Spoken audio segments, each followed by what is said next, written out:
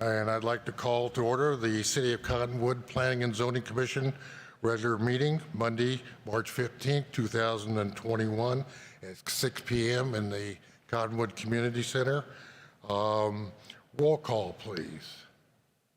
Commissioner Garrison? Present. Commissioner DeSisto?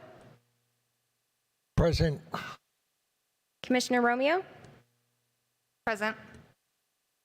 Vice Chairman Maston? Present. Chairman Williams? Present. Commissioner Kling? Commissioner Richter? Not present. Not present at this time. He may be coming on go to meeting, but for right now, he's not here. Okay. Next order of business is the approval of the minutes of our last meeting on February 22nd, 2021. Do I hear any corrections, additions, or deletions for those minutes from anybody? All right. I'll make a motion that they be approved. I'll second. Motion has been made and seconded by the Vice Chairman. All in favor? Aye. Aye. Unanimously carried. All right.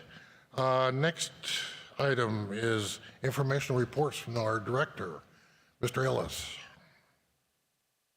Thank you, Mr. Chairman, Commission. I actually don't really have anything to update you on this evening. It's been... Excuse me? I said I don't really have anything to update you on this evening. It's been only a couple of weeks since our last meeting, so unless Okay. our city manager has anything to throw out there, but No?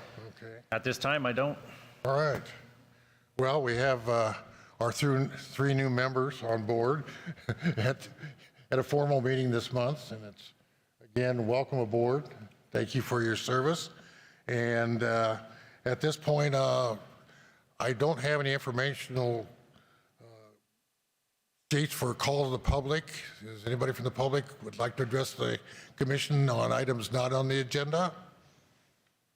If not, we'll just move on to first item of our old business is an amendment to Z21001, amendment to the City of Cottonwood zoning ordinance, adding section 428 AR87 zone agricultural residential. Mr. Davis, the floor is yours, sir. Thank you, Mr. Chairman, members of the Commission. I'm Gary Davis with Community Development. And as you may recall from last month's meeting, we had a vote on this and it was a 3-3. And on the original draft, and it was tabled after that in order to give staff a chance to come back with some revised wording that would add in manufactured homes as a permitted use in the new AR87 zone. I've done that, and on the first page you'll see under section 428B, number 2, permitted uses, I've added one manufactured home or one tiny house and used the same language that we've used in other chapters in the code. So it's consistent with that. One thing I didn't notice until Chairman brought it to my attention is the line above that has a prohibition on manufactured homes. So what I would suggest, if this is the motion that is made, that the motion be made to make that change to B12 and also omit the words or manufactured homes in B1. And the other option, of course, is to go with the original without the manufactured home allowance. So both are on the table, but this is what's been brought to us tonight. Okay. Mr. Garrison, do you have any questions, technical questions? Sisto? Romeo, any questions from Tim? No, not at this time. No, that's fine. Thank you.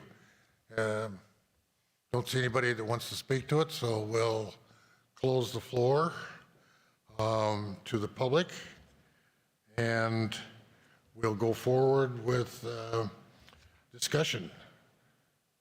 Mr. Garrison, your comments and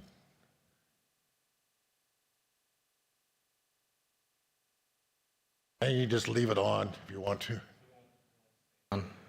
You Stay can only on. push to hold, so.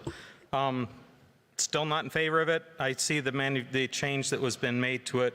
I still believe it's a standard that isn't typical in your single-family zoning, regardless of lot size.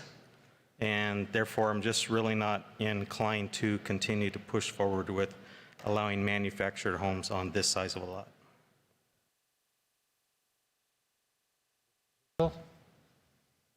I have no comments. I'm in favor of the proposed language. I think we need to do everything we can in our power to ensure that there's affordable housing of all lot sizes made available to folks. No comment? All right. Vice Chair. I'm in favor of the revised wording with the revision to remove the B1 language. Echoing what my fellow commissioner just said, I think that it's important that we give homeowners the option for more affordable housing on larger lot sizes. I think that that's a way of making rural life accessible, and that's important. Okay. At our last meeting, I had some real reservations about manufacturing home going on these parcels. I guess I look at our city, this is a holding zone. Really, I think the days of land splits in the 2.5 acre unsubdivided, unregulated land splits is probably behind us in most areas, particularly if they were in the city. I would think that a developer would come in and develop a 2 acre subdivision in our town, would have CC&Rs, if they didn't want to have manufactured homes, they could prohibit it with their CC&Rs. So I'm not as adamant about that part of it. Yeah, I don't want to just see manufactured homes in there, every residential zone, just willy-nilly in our town. But I think in this case, based on what the intent of this zone is really, it's going to be split into smaller lots, and it may be a manufactured home subdivision. Who knows? So that's where I stand. Vice Chair, I entertain a motion. Or can we have a Yes. little bit more comment? Yes, you may, sir. So a couple things you need to keep in mind. One is manufactured homes aren't built to the same standard that your single-family residential is in the city of Cottonwood. So you're going to have a street with stick-built homes built on site, built to a standard that includes fire sprinklers as one of those safety standards for the home and the family inside that structure. Then you're going to have a home next door that has no fire sprinkler system in it whatsoever. So now how are you going to deal with your fire department when they're going out to deal with a fire in that area, determining whether that house does or does not have the safety system set in place to not only protect the people in the house, but the firefighters that have to go in that house, because it's not in a PAD. A PAD would be like on the Greens or Gray Fox, where you come in and you have that standard and you know exactly what you're coming up on when you drive into that gate, versus here where it's willy-nilly anywhere. CC&Rs have nothing to do with what we do here. We're setting a standard for the town. CC&Rs set a standard for a subdivision should the people that buy those lots adhere to them, but nobody can uphold the CC&Rs other than the homeowners association that has control over that tract of land. So CC&Rs really don't come into play here. Right. But anyway, I think it's you're opening the door to create what you're calling workforce housing or affordable housing. The problem is the lot size is already taking you out of the market of affordable housing. It's not an option at that point anymore. And you're allowing something to come into an area that has an expectation of a standard, and you're not putting a house in there that has that standard. And therefore, you're changing the makeup of that neighborhood by allowing an off-site product to be put in and brought in off-site, on-site. I guess I asked the question, where do we have 2 acre subdivisions in the city of limits Cottonwood. Mr. Chairman, we do not have 2-acre zoning or 2-acre lot size subdivisions. We do have a PAD subdivision, the Quail Canyon, which is probably among the larger lot sizes that we have inside the city, and that was annexed from the PAD that was approved in the county. We anticipate that this AR87 zone, which is compatible with, is designed to be compatible with the RCU 2A zone from the county.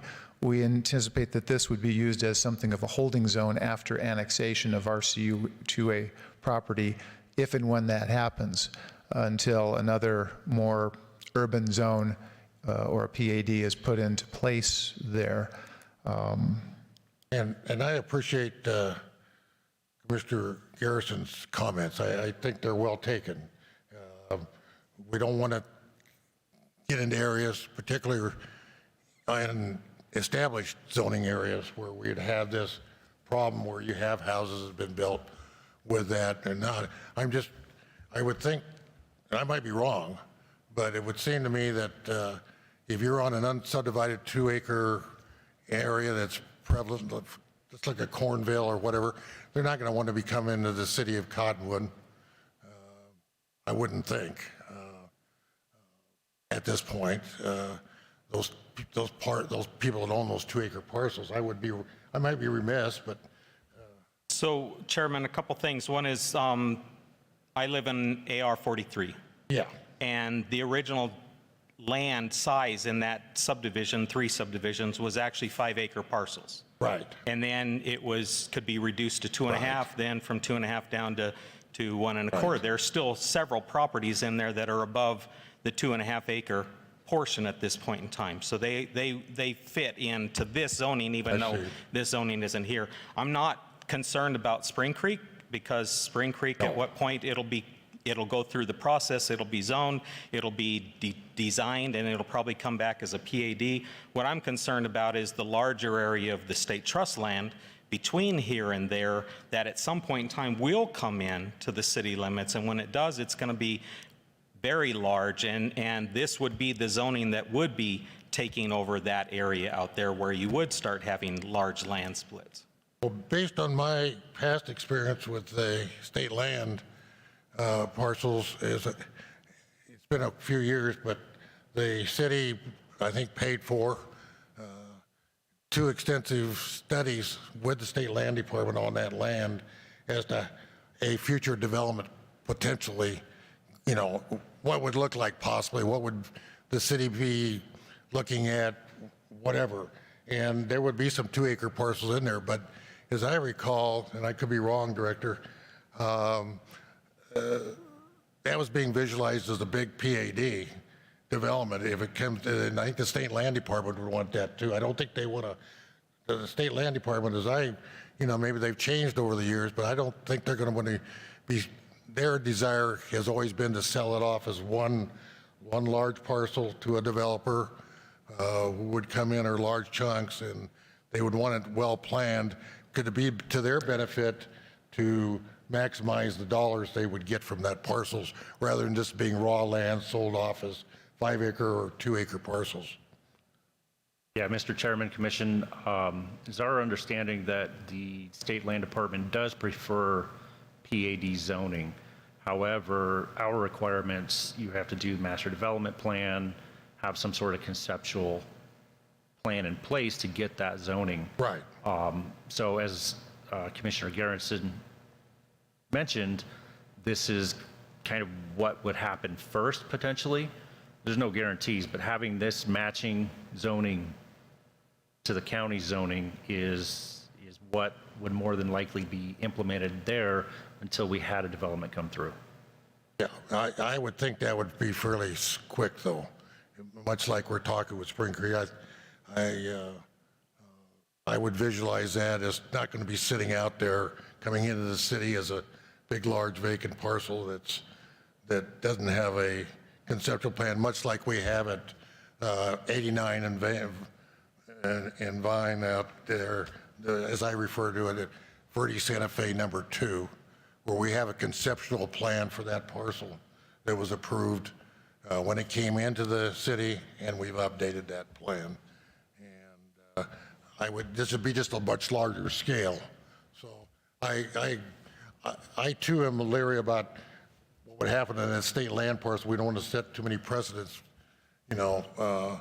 for that parcel of land to be developed. What do we want it to look like now going forward? So we have to be careful in some of the other actions we take. I personally don't have a problem with this change at this time. Any other comments? Yes, Kling, yes.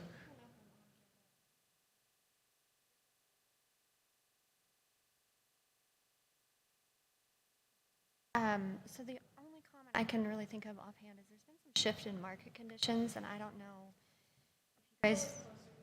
Oh, yeah, pull it. These things. There you go. So I just wanted to point out there's been a shift in market conditions within the last month and a half with demand and raw land. I was looking personally, and we're seeing multiple offers on undeveloped land right now. There were some lots. I am concerned, as well as the others, about affordable housing, but also in keeping it low density. So if we were going to, I'm trying to think of a way that we could accommodate the majority, which I think is to keep it low density, but also incorporate the affordability factor, which would be potentially the lower lot sizes that you had mentioned that may be split further down the road. So looking at the end user, what is the demand for that area, not the size that we're proposing? No, it would be hard. Again, how much within the city limits now? Yeah, we have a broad area, the Cornville, Rimrock, Camp Verde. There's a lot of rural area out there that's, it's being sold and developed, and Commissioner Garrison knows that, being on the Board of Supervisors. But again, we're talking in the city.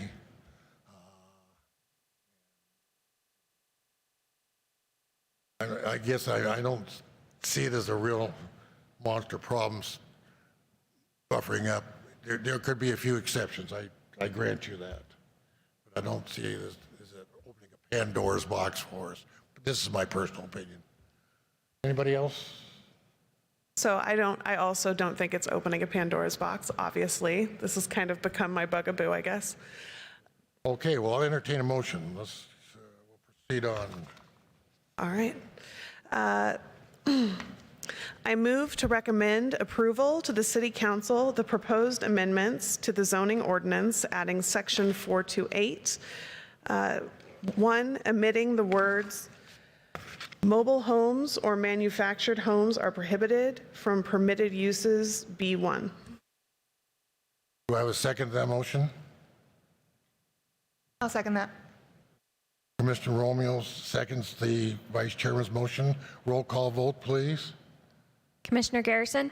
No. Commissioner DeSisto? Aye. Commissioner Romeo? Aye. Vice Chairman Maston? Aye. Chairman Williams? Aye. Commissioner Kling? Aye. Motion carries 5-1. Our next item of business is DR 21001, Bank of America kiosk. Mr. Padgett, the floor is yours, sir. Thank you, Chairman Williams, members of... Did we have to add 2? 2 wasn't voted on.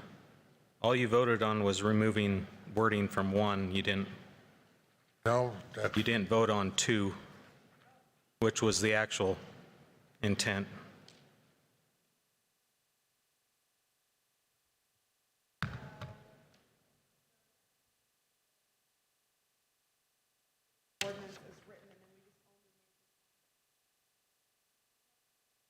No, that's correct. The motion, as I understood it, was to approve what was presented to you in the draft, and then make that one correction to strike the language from subsection 1.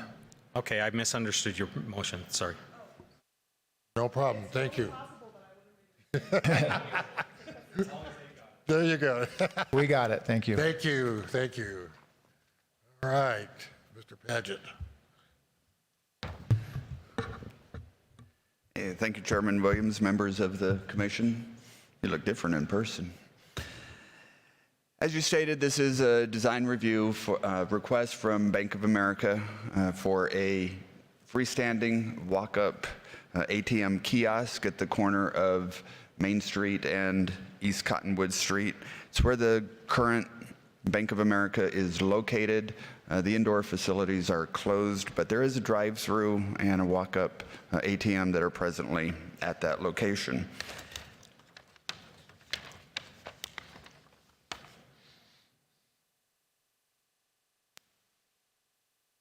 So as you can see, the subject site is at the very corner of the parcel adjacent to the intersection.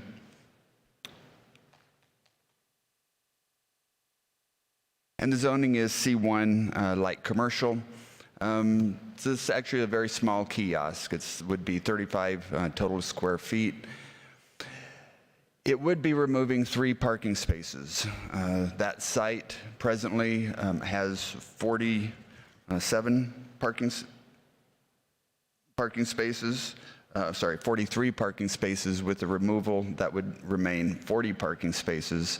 If they were to come in today with a new project, we would be looking at asking for 17 parking spaces. So they have adequate parking on site to lose the 3 parking spaces. And they will be adding one of those, a site close to the kiosk will be an ADA handicap accessible space. This is a site plan. As you see, it would be located up there adjacent to the corner. Part of their plan does include extending the radius of that sidewalk around the corner to provide pedestrian access to the kiosk site.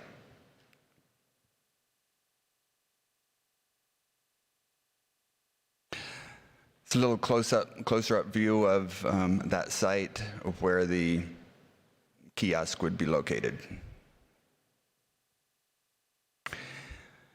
This is actually 4 different renderings. The far left, or the 2 red elevations that you see, would be the ends of the kiosk. The second from the left there with the dark lines in it, that would be what you would see as you approach the front of the kiosk, with the rear on the far right.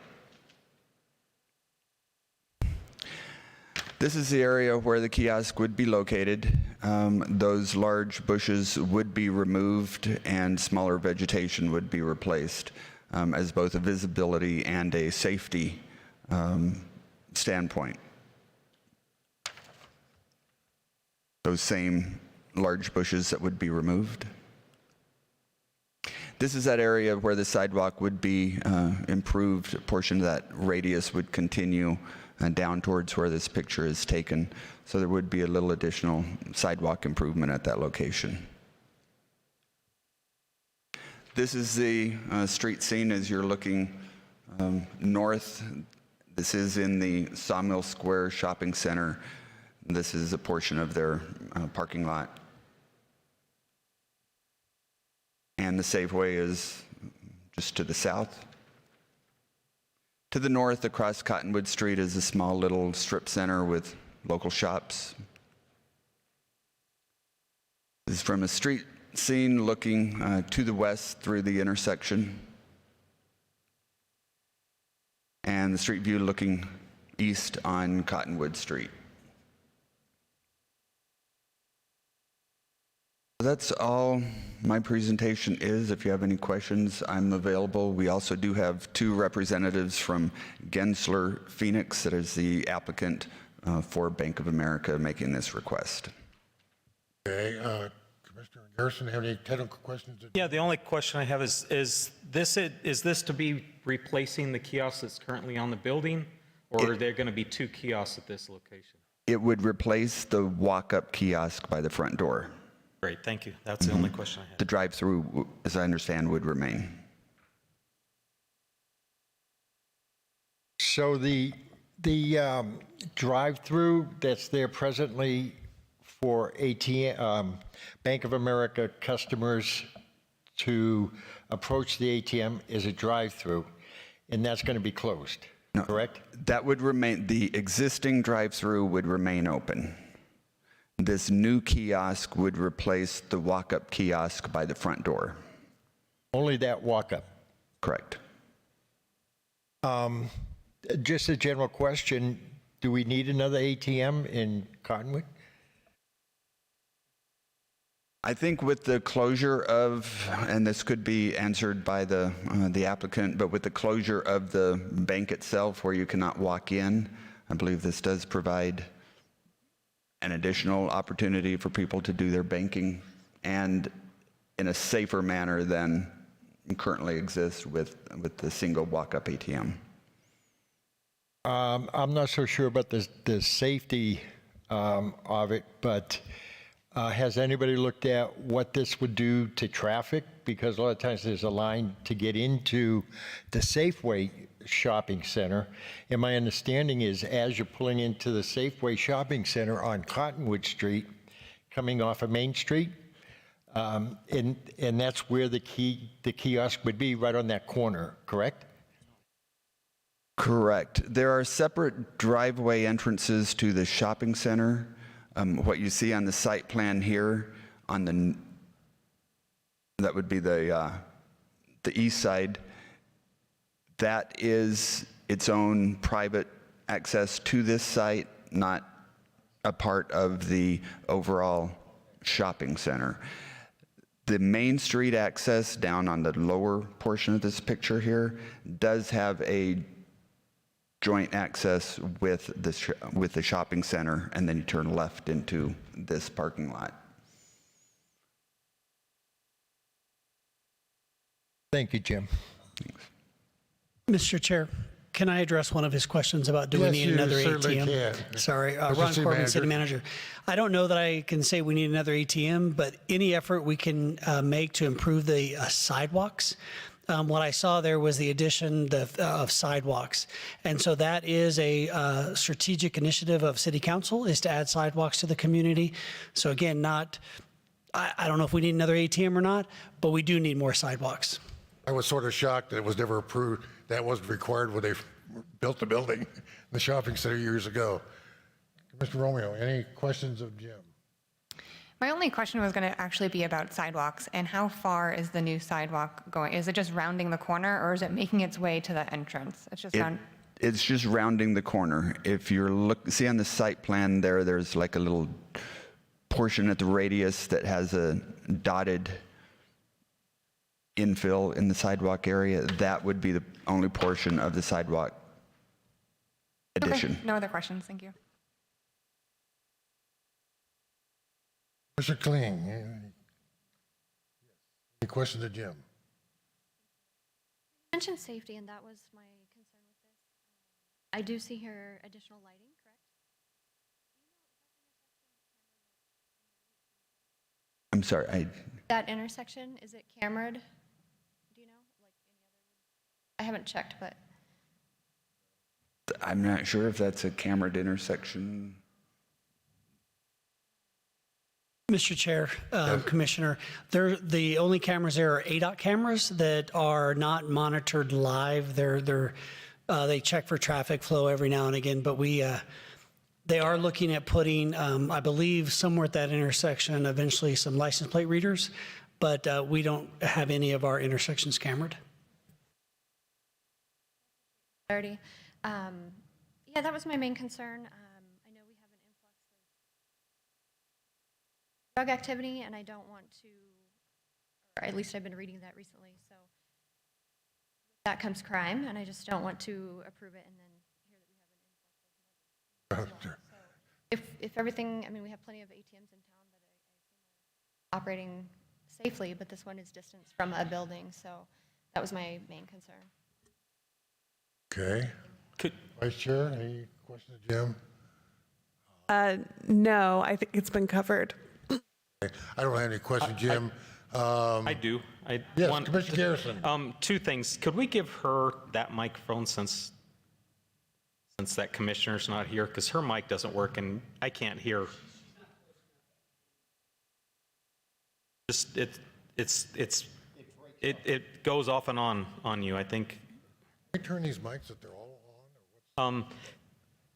But we have the applicant on, and I think she raises a valid point about safety and about security, and we have the applicant on the phone, right? So, Yes, the applicant is on the GoToMeeting. so could we ask them if they have any intention of putting a camera on the building that would monitor that ATM? Yes. Hello, good afternoon, everyone. This is Kamini with Genzer. Yes, we do have a camera on the ATM that monitors activity around it. And additionally, we will be proposing new light poles around it, which is additional security in that area. Perfect, thank you. You're welcome. You're all set, Vice Chair? Okay. I don't have any, does anybody have any other questions of the applicant? Pretty well covered it. Any other comments from the applicant that we haven't covered that you can think of that we need to consider? No, I think everything was covered. All And right. to also add, the ATM itself has lighting inbuilt for security. And then we'll also be adding light poles around it for added security. Very good, thank you. I see we have our illustrious past Vice Chairman on GoToMeeting and the current Commander for the Police Department, Commander Dowell. Do you have any comments with regard to safety from your perspective as a police officer, sir?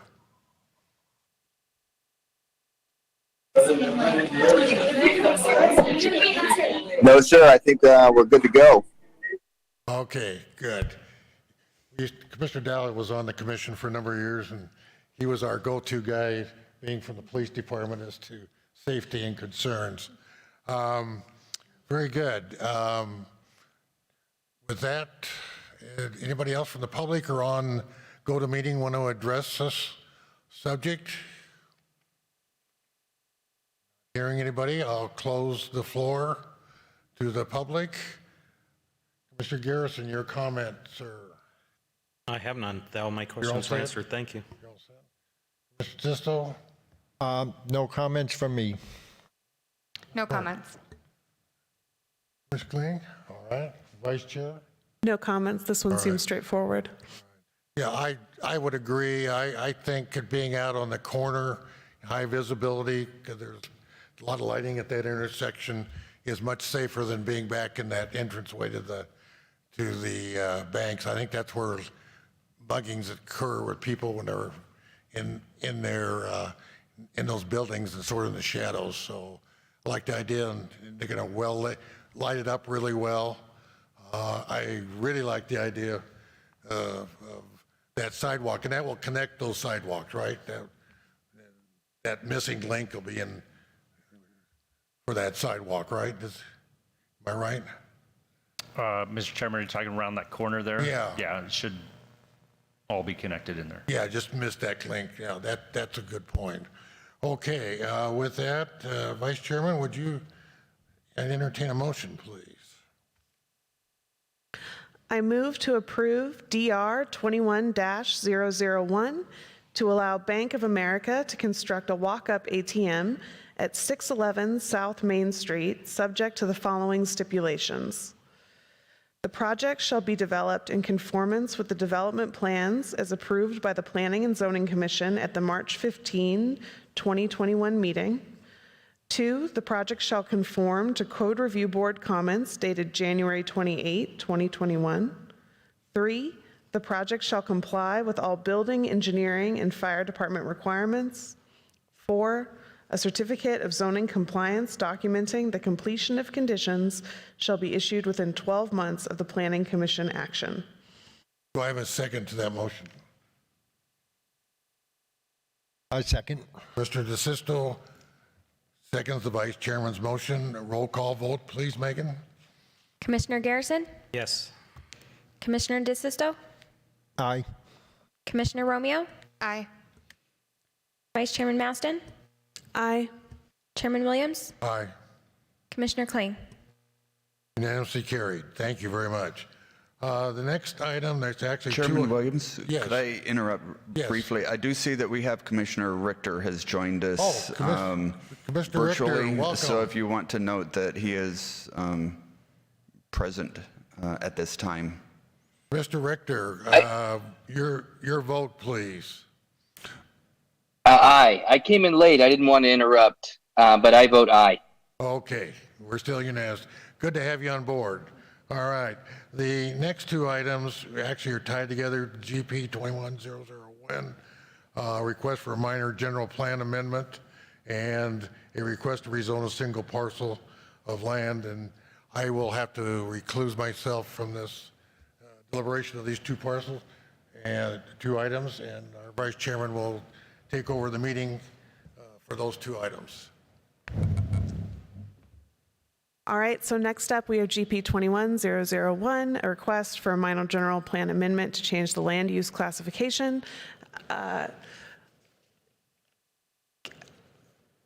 Shoot, I forget the verbiage. Please give the presentation. Thank you, Vice Chair.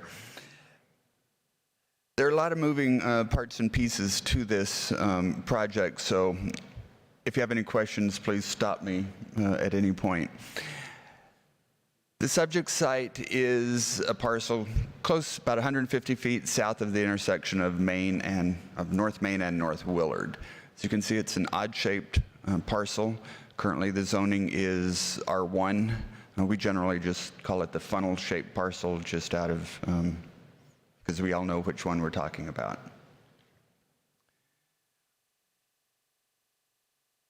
The way this started originally was there's an adjacent property owner, and that is highlighted in the other red rectangle, and their property faces Main Street. Originally, they wanted to combine these two parcels that they own. Normally, a lot combination would be an administrative approval. We would handle that at the staff level. In this particular case, we cannot join parcels that have a separate zoning designation. The properties facing Main Street are zoned CR, commercial residential, and the funnel-shaped property, the subject property we're talking about, is zoned R1. In addition to the zoning difference, the properties along Main Street have a general plan designation of neighborhood commercial, and the subject site in question has a R1 low-density single-family residential designation. So the change would take, for the general plan, would remove the public, semi-public, institutional general plan designation from the funnel-shaped property and change that to NC, neighborhood commercial, which is what the properties adjacent on Main Street are. The zoning on the funnel-shaped property, currently being R1, would change to CR, commercial residential. And that would make it consistent with the property it would be combined with, as well as the adjacent properties. Is that the whole of the presentation? No, I do have some pictures here that I'll go through. And this is a picture of the subject site standing at the intersection, or at the Willard Street side of the property, looking to the east. More sites of the funnel-shaped property. These are the properties along Main Street, adjacent on the north side of the subject site. These as well. This is the property across Willard Street. There's a rather steep embankment.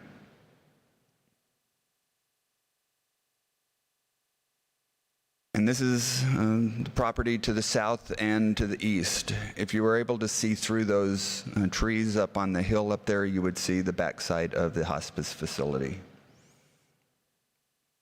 This is a street view looking north and looking south.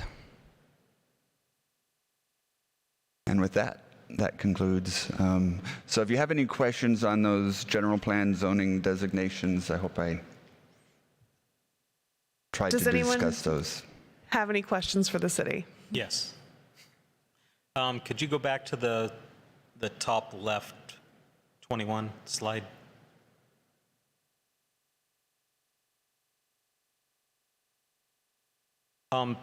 So this talks about doing a property split, but I couldn't find anything in here that showed where that property split will occur. The property split is not a part of this application. That was what originally started this whole process, was they wanted to combine their parcels, and we could not do that. If they would choose to split their parcel at some point in the future, that would be a different project that we would bring to commission or council based on the type of project that was submitted and developed. This is only bringing the property into conformance with each other as far as the general plan and zoning. Okay, thank you. Just to add to that, Commissioner Garrison, Commission, a lot split would have to meet development standards for that zoning district. So it's hard to say what they might decide to do on that and what it would look like in the future. They might have the opportunity to play with that size a little bit as long as they meet those development standards. So right now it's just speculation on what that could look like. That's why nothing like that's included. And the lot split is only a staff level approval. Commissioner DeSisto? So my question is then, we're going to combine both lots and the zoning will be the same? Is that correct? If there's a successful general plan amendment and rezone that moves through commission and council, the applicant would have, and it is their intent to combine these two parcels. But that is not a part of this review tonight. Okay, thank you. Commissioner Romeo? Yes. So I think my overall concern, and it might be in the future, is an eventual curb cut and onto Willard Street and whatever traffic that may provide. But what I'm hearing from you is that that might be too far ahead for me to be thinking about, and that is that correct?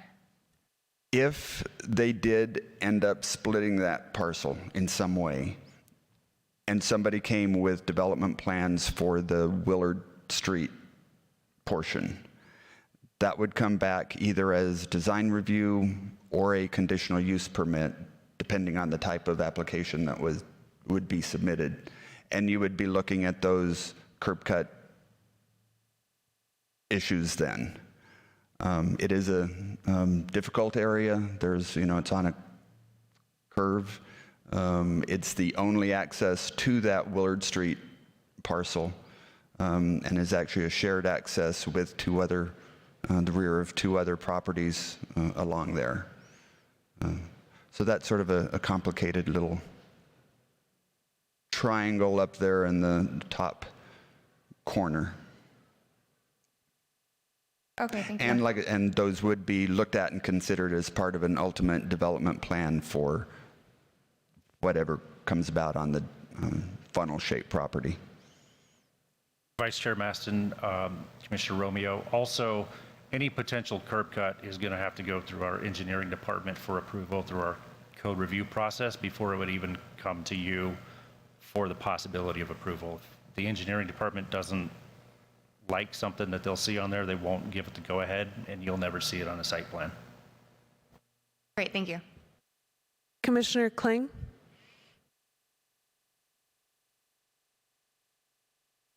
Maybe way off base, but along with hers, I can't for the life of me, I meant to drive over there today, but I can't for the life of me.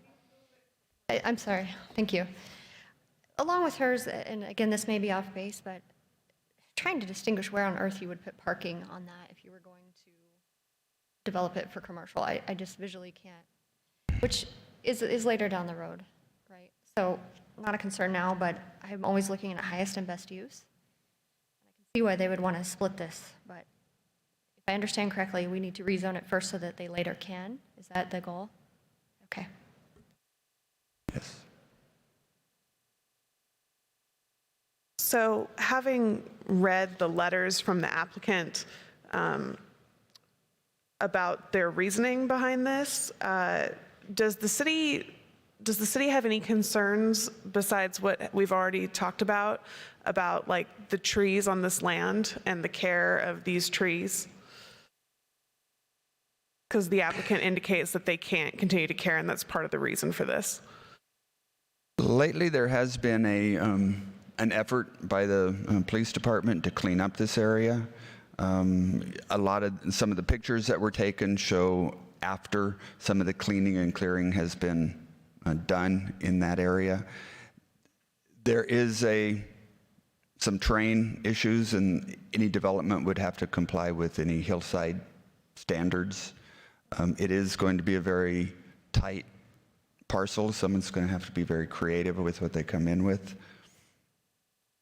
The zoning at that point would be CR, commercial residential, and so they would be have to comply with whatever that zoning district allowed and parking required for whatever use was proposed. Thank you very much. Now we're going to move to questions for the applicant. I'll start with you, Commissioner Garrison. Do you have any questions? Oh, wait, the applicant is here, yes? They are virtual, Jill and Kenny Mihalich. There they are. Commissioner Garrison, do you have any questions? I have no questions, thank you. Commissioner DeSisto? I absolutely have no questions.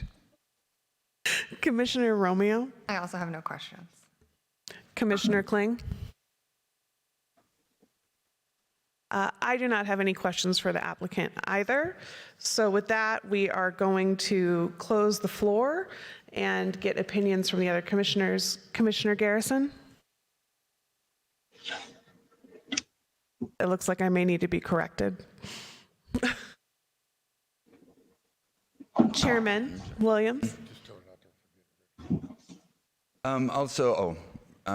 Commissioner Richter is up there also, so in case we do have any questions for him. And then that would be the last discussion with staff or the audience, and then there would be any discussion that you would choose to have on your own. I apologize, Commissioner Richter. I forgot that you're invisible. No worries. I have no questions for the applicants.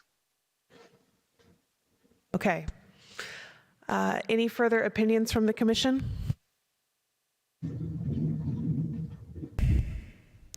I would just like to ask the fellow commissioners. So right now it's R1, so single family home. It sounds to me as though the merging of these under one zone and then one parcel is to then sell it for CR. Is that a space that we would all feel comfortable being under the new CR right there on the corner? Understanding that any development is subject to city process. I'm just curious about what our individual opinions, if it makes any difference at all. I think it keeps in line with the Old Town area, making it CR. I'm just curious if there's any other impacts that I'm not thinking about. Commissioner Kling? The way that, oh, I'm sorry.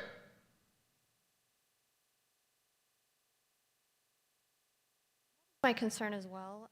I'm just a little bit worried that if I have no objections to it going commercial. It's just looking at it, how long could that sit before somebody wants to take that project on? I'm a little bit worried for the owners what is the plan if that takes a while? I mean, you have this overhead right now, which is a legitimate concern. I appreciate that you want to move this property so that the trees and things are not a concern.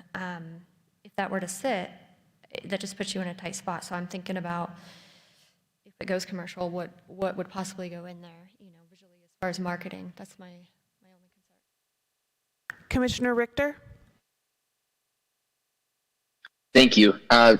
The way that I see it is that, you know, I don't want to limit their ability to get rid of, you know, what they see as a burden now, or what could even be, you know, an asset for them to sell. And we would have a lot of complicated questions for the buyer, you know, who's going to have a lot of creativity to figure it out. But I don't put it past our residents to be able to figure it out and, you know, for us to deal with it then. But it makes sense for me to push this forward just to give them the ability to try and sell it and to give someone else the ability to come up with a creative solution for it. And, you know, as complicated as we all probably think that may be, it's for, you know, the next meeting. And that's my thoughts. Commissioner Garrison? So to answer the question or the concern, I guess, in my mind, this is an unusable parcel because it's the parameters on any development, no matter what the zoning is on it, it is almost impossible to put something on there because of your setbacks. So really, at the end of the day, what this does allow is it allows these owners to either chop this up in little pieces, and each property owner along Main Street could actually add that on to their parcel, making their parcel much more usable and actually have some real development on that site versus a piece of property that really has no value currently other than open space. Commissioner DeSisto, any thoughts? No, I actually agree with Commissioner Garrison. I agree with Commissioners Garrison and Richter on this one. I understand the concerns, but I tend to think that we can't solve problems before they actually occur. So while it's good to be forward thinking, we need to give people the opportunity to improve their situation. I don't think that there's an unreasonable request here. If that is everyone's comments, is there anyone from the public who would like to address the commission? Vice Chair Maston, Commission, real quick, sorry. To kind of follow up with what Commissioner Garrison said, the CR zone will give them more options to go in there and do something on what could potentially be, as mentioned, a very difficult parcel to do anything on. With the R1 setbacks themselves, it's almost impossible to do anything there. CR has its own setbacks, but they're a little bit less. Also, with the trees, all the vegetation in there, of course, again, through our code review process, the fire department weigh in if there's any issues on that, just like engineering would on any access in there. I'm going to go ahead and make a motion. I move to recommend approval to the City Council for GP 21-001 to change the general plan designation to neighborhood commercial, subject to the following stipulations. 1, the requested minor general plan amendment and rezoning approvals are only for the 0.45 acre site to accommodate the combination of the subject parcel with an adjacent similarly zoned parcel and does not include any site approval for the CR zoned parcel. Any future development of the CR commercial residential parcel will require the appropriate review processes beginning with the Code Review Board. And I move to a roll call vote. I think we should take motion and votes on that separately on 2. I thought the directive was to take the vote separately. Is there an issue with that? Yeah, we just didn't talk about them separate, so I was just I trying to apologize shortcut. for the No, that's confusion. I that's think okay. just a misreading of this. Yeah. You'll need 2 motions, one for the general plan amendment and one for the rezone request. So this is the first motion for the general plan amendment. Correct. So I call for a roll call vote for the general plan amendment. Are we going to get a second on that? I'll second that. I will second that. Commissioner Garrison, Aye. Commissioner DeSisto, Aye. Commissioner Romeo, Aye. Vice Chairman Maston, Aye. Commissioner Kling, Aye. Commissioner Richter. Aye. All right, passed. Now we're going to do the second vote. So I move to recommend approval. Sorry, this is such a weird one. Second motion. I move to recommend approval to the City Council for Z21-001 to change the zoning designation to CR Commercial Residential, subject to the following stipulations. 1, the requested minor general plan amendment and rezoning approvals are only for the 0.45 acre site to accommodate the combination of the subject parcel with an adjacent similarly zoned parcel and does not include any site approval for the CR zone parcel. Any future development of the CR commercial residential parcel will require the appropriate review processes beginning with the Code Review Board. Roll call vote, please.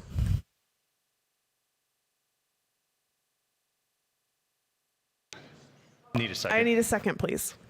I'll second that. Commissioner Garrison, Aye. Commissioner DeSisto, Aye. Commissioner Romeo, Aye. Vice Chairman Maston, Aye. Commissioner Kling, Aye. Commissioner Richter. Aye.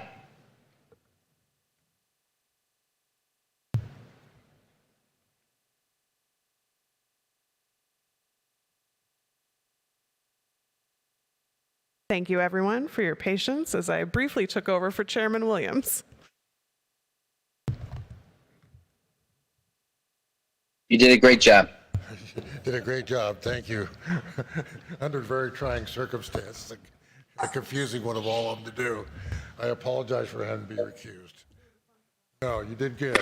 All right, on to our last item of new business is DO's. Thank you, commissioners. Thank you, everyone. Thank you, commissioners. Oh, thank you. Appreciate it. Thank you. Good luck. All right. Best of luck, guys. Everything's going to be great. All right. Onward and upward. Our next item is ZO 21003, amendment to the City of Cottonwood zoning ordinance, section 405, signs. Mr. Davis, the floor is yours, sir. Thank you, Mr. Chairman, commissioners.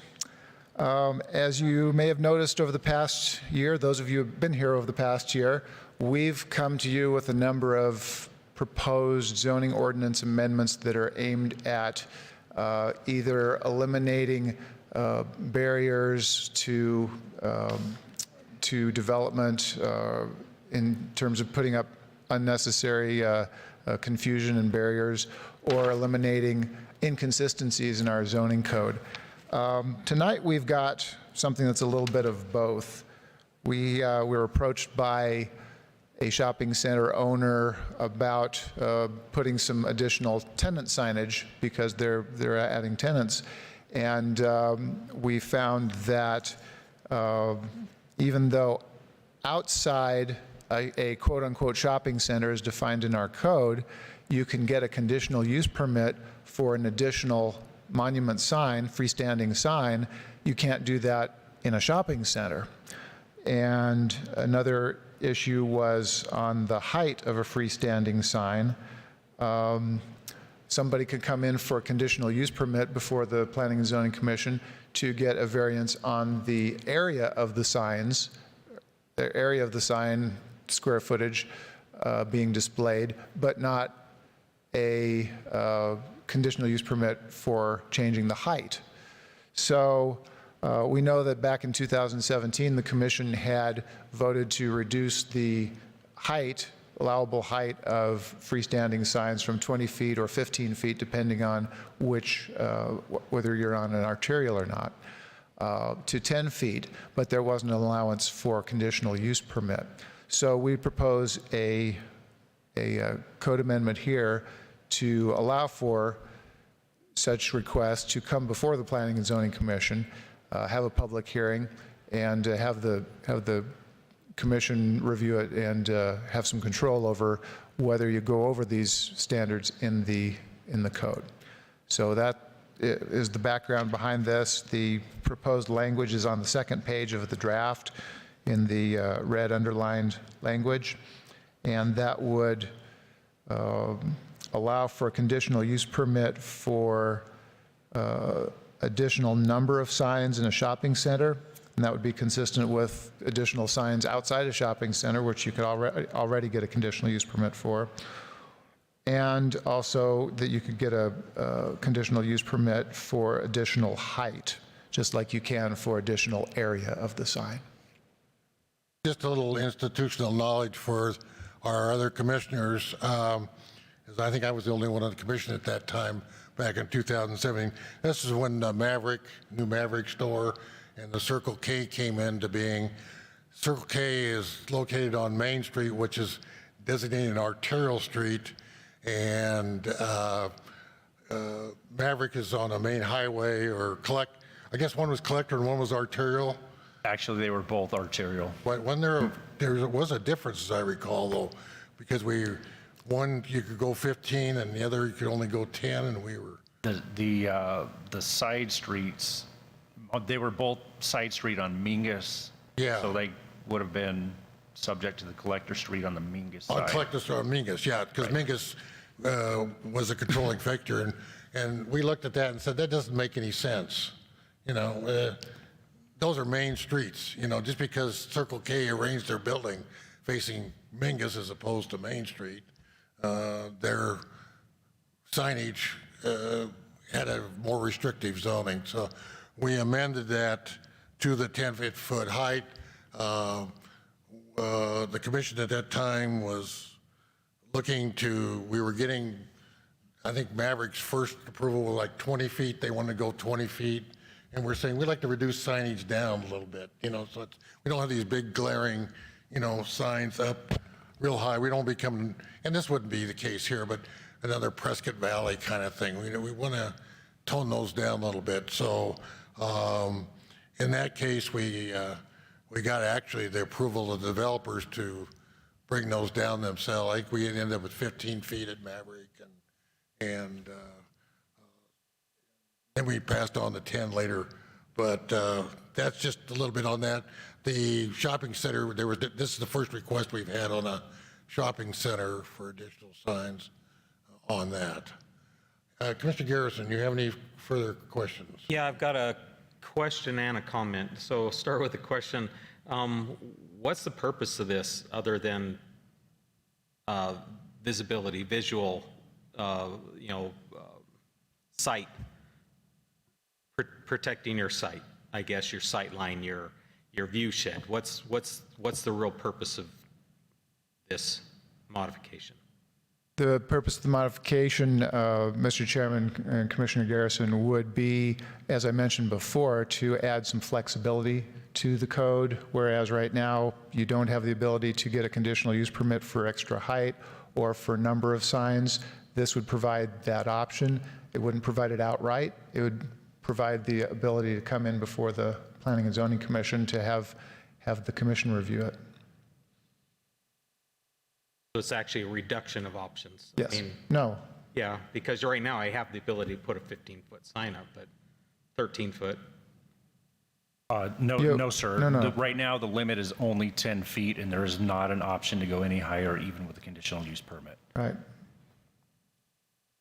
The only provision to provide relief from the 10 feet is if the grade falls away from the street, you can have a sign up to 15 feet to that grade as long as the top of the sign is 10 feet above the sidewalk. But other than that, 10 feet is the limit.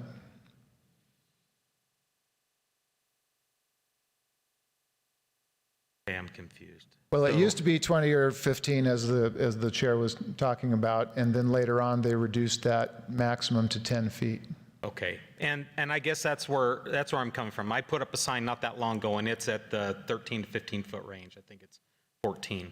And it's, so my concern is at 10 foot, if you were to put up a 4x8 sign or a 4x6 sign, freestanding, you're now less than walking distance from the bottom of that sign to the ground, which removes a layer of safety for pedestrians as well as security for the sign itself, especially when most of them are lit and electrified. So I'm a little nervous about the ability to walk up to a sign and be able to put your hands on it versus having it high enough that it's out of the reach of the typical person that's going to be walking down a sidewalk or down a public right-of-way.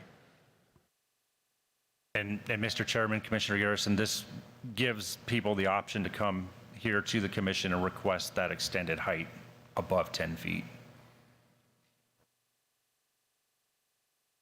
That's the only question I have. Thank you.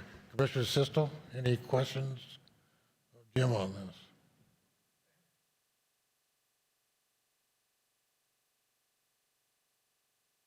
No questions. Mr. Romeo, any questions? No questions, sir. Vice Chair, any questions? No questions. Mr. Kling? No. Yeah, I think what it's really doing here is it's allowing a person who wants to erect a site, you know, a digital sign, if they want to put up a 15-foot sign and it would appear reasonable, they can come to us and we can approve that under the conditional use permit. We didn't have that flexibility before without this amendment. So rather than just being, you know, hardened, nobody goes over 10 feet, this would give us the ability, the standard would be 10 feet. If they want to go higher, then they have a vehicle to do that, to come before us. And we can either agree or disagree based on that particular sign at that time. And there wouldn't be any limitation. I guess we could go 40 feet if a commission agreed to that, but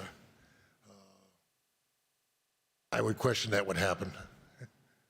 Yes, Commissioner Sisto. Chairman Williams, we went through this with the sign over at, was it Suzy Q? Yeah. And we went round and round and said that 10 feet was an acceptable height. Right. So that we're not inundating Cottonwood with, you know, higher signs.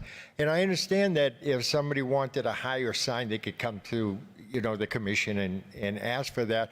I would assume they would have a very good reason to ask for a height extension. Yeah, and they could with this amendment. Before they couldn't, okay? Yeah, before this amendment, they would not be able to do it. To me, it adds some flexibility for development and also for us to take a look at each and every one. Because not one size fits all, you know, that kind of thing, I think. Do I have any comments from the public, from staff? Anybody else want to add anything to this? If not, I'll close the floor to the public. And Commissioner Garrison, real quick, just any other comments? No, sir. Thank you. All my answers. Sisto, any comments before we vote? No comments, sir. Mr. Romeo, No, sir. Vice Chair, any vote? I think this is going in the right direction. I like the signs coming to us through the conditional use permits because we have to be able to control the way that they look. It's not just about sheer size, it's quality, not quantity of square feet. Good, good. Commissioner Kling. I do as well as far as the conditional use because there's certain corners and certain businesses that depending on where you put them, that extra 5 feet, you're dealing with visibility then as far as traffic goes.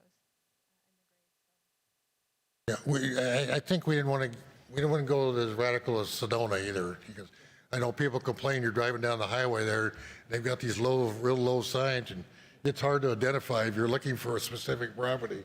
It can be pretty hard to see what's there if you're not familiar with West Sedona particularly there. With that, Vice Chairman, I'll entertain a motion, please. I move to recommend approval to the City Council the proposed amendments to Section 405. Do I have a second to the Vice Chairman's motion? I second it. Commissioner Richter seconds that motion. Roll call vote, please. Commissioner Garrison? Aye. Commissioner DeSisto? Aye. Commissioner Romeo? Aye. Vice Chair Maston? Aye. Chairman Williams? Aye. Commissioner Kling? Aye. Commissioner Richter? Aye. Mr. Richter, I didn't mean to exclude you in the discussion. I know you're not bashful, or you'd speak up. Thank you. No comment. No comment. Everyone said it all eloquently already. There we go. All right. All right. The only items we left are discussion items. Do we have any discussion items, Mr. Director? Anything we need? No, Mr. Chairman, Commission, I don't have anything on discussion Right. items. And suggestion for future meetings or anything? I think we're all set. And the director said we had to be finished by 7:30. Has got a basketball game going, March Madness, I think. He needs to get home to. So without further ado, I pronounce this meeting is adjourned. Thank you. Thank you, everybody.